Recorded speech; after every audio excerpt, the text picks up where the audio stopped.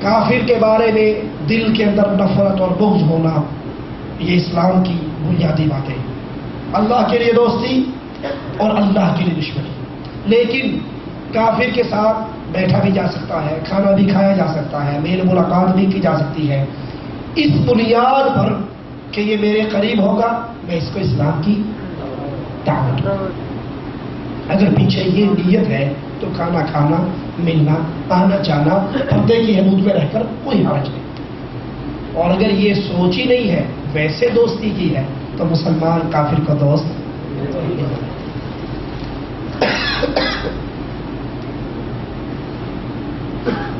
مونچھوں کو کاٹنا یا حلق کروانا کون سا صحیح ہے؟ کاٹنے کی روایت آتی ہے، زیادہ افضل ہے کہ حدیث میں آتا ہے قص الشوارب، یہ لبوں پہ جو پڑتی ہے ان کو ترشا جائے، کاٹا جائے۔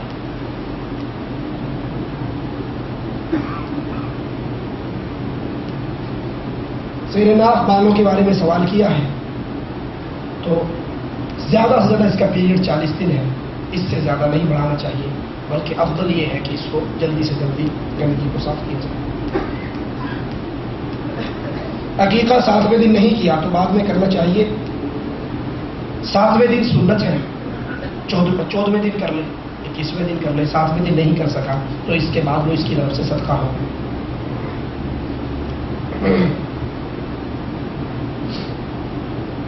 کیا کوئی بوڑھی عورت غیر محرم مرد کے ساتھ عمرے یا حج کا سفر کر سکتی ہے؟ اگر کسی عورت نے ایسا کیا تو حج یا عمرہ ادا ہو گیا یا نہیں؟ حج کی جو شرائط ہیں ان شرطوں میں سے عورت کے لیے یہ شرط ہے کہ اس کا محرم اس کے ساتھ ہے۔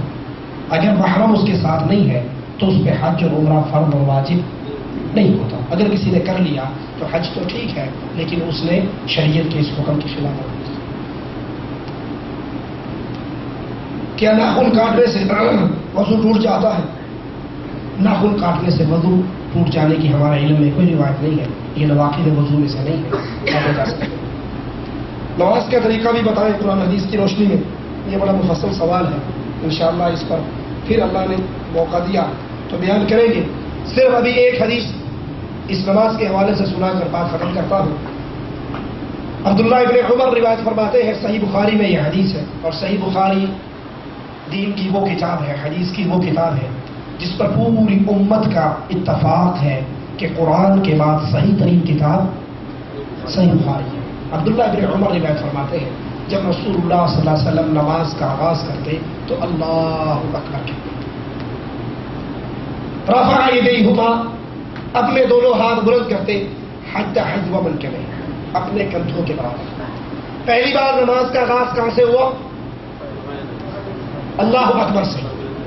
نماز کا آغاز اللہ اکبر سے۔ جو بھائی نماز کا آغاز کرتے ہیں، نیت کرتا ہوں نماز کی، نماز چار پیچھے سے امام کے منہ میرا کھانا کعبہ شریف کی طرف، واسطے اللہ تبارک و تعالیٰ کے، آگے امام ہے، پیچھے سب خالی ہے، ادھر عبدالرحمان ہے، ادھر عبداللہ، پیچھے ماشاءاللہ ہوتا ہے۔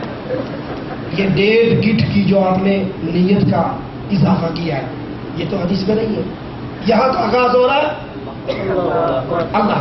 دوسری بات، حدیث میں کیا ہے؟ ہاتھ کہاں تک اٹھتے ہیں؟ کندھوں کے برابر ہے۔ یہ کسی حدیث میں، یہ توبہ میری، آج تک ہو گیا، موڑ کے نکلو ہوگا، یہ کسی حدیث میں حتی ہے کندھوں کے برابر۔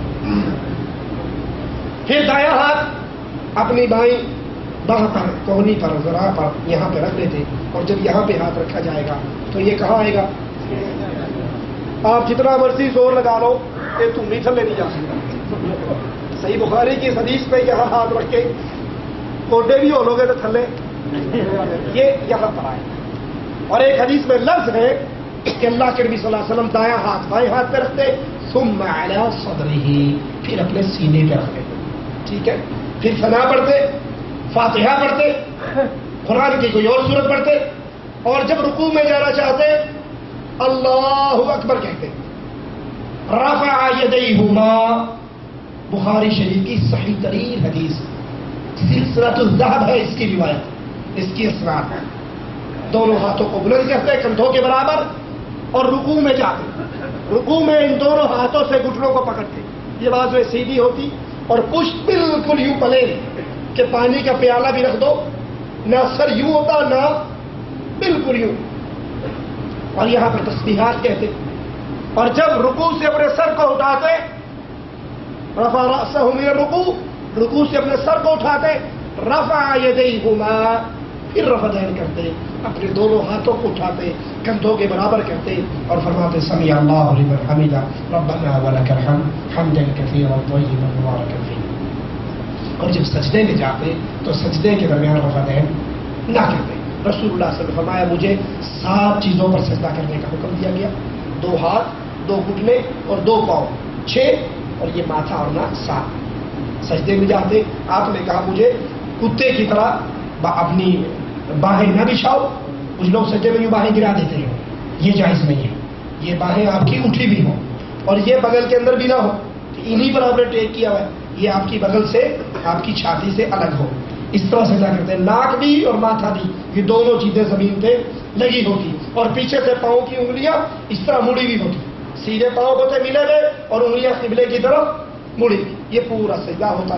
صحابہ کہتے ہیں ہم آپ کی تسبیحات گنتے، 10 مرتبہ تسبیحات کہتے، پھر اللہ کو لے کر بیٹھتے، اس میں اللہ اغفر لی رب اغفر لی، یہ دعائیں آتی ہیں یہ پڑھتے، پھر اللہ کو لے کر سجدہ کرتے، اس طرح دوسری نماز دوسری رکعت کے لیے اٹھتے، اور جس سجدے کے بعد جس جلسے کے بعد سلام کرنا ہوتا اس پہ تبرک کرتے، یعنی اپنی بائیں ٹانگ کو دائیں ٹانگ کے پاؤں کے نیچے سے نکال کر ہپ پر کلے پر بیٹھتے، اپنا ہاتھ اپنے گھٹنے پہ رکھتے، تشہد پڑھتے، درود پڑھتے اور اس کے بعد دعائیں پڑھتے اور دائیں طرف السلام علیکم ورحمۃ اللہ السلام علیکم ورحمۃ اللہ پڑھ کے نماز کا اختتام کر دیتے۔ مالک نے کبھی توفیق دی تو نماز کے مفصل طریقے میں انشاءاللہ بیان کریں گے۔ کیا عورت کے لیے یہاں پر یہ بڑا اہم سوال ہے، کیا عورت اور مرد کی نماز میں کوئی فرق ہے؟ خاص طور پر سجدے میں جو عورت اور مرد کی نماز میں بالکل کوئی فرق نہیں ہے، وہی طریقہ عورت کا ہے اور وہی طریقہ مرد کا ہے۔ پردے میں فرق ہے، عورت کا سر ننگا ہوگا تو نماز اور مرد کا سر ننگا ہوگا تو نماز ہو جائے، ٹھیک ہے۔ پردے میں فرق تو ہے، طریقے میں فرق نہیں۔ کچھ کہتے ہیں سجدے کے اندر عورت بالکل بچھ جائے، سمٹ جائے، کونیاں بچھائے، پیٹ کو زمین سے لگائے، یہ طریقہ رسول اللہ صلی اللہ علیہ وسلم کی سنت کے خلاف ہے۔ اس طرح ہاتھ باندھے، عورت سینے پر باندھے اور مرد ناک کے نیچے باندھے، دنیا حدیث کی کوئی ایک روایت ایسی نہیں دکھائی جا سکتی کہ ابو بکر نے ہاتھ زیر ناف باندھے ہو اور عائشہ نے سینے پر باندھے۔ اللہ کے نبی نے نماز سکھائی اور حکم دیا صلو کما رأیتمونی اصلی، اس میں ابو بکر بھی آگے اور عائشہ بھی آگے۔ عورتوں اور مردوں کی نماز ایک ہی طریقہ ہے جو رسول اللہ نے سکھائی۔ اقول قولی ھذا واستغفر اللہ لی ولکم ولسائر المسلمین فاستغفروہ انہ هو الغفور الرحیم۔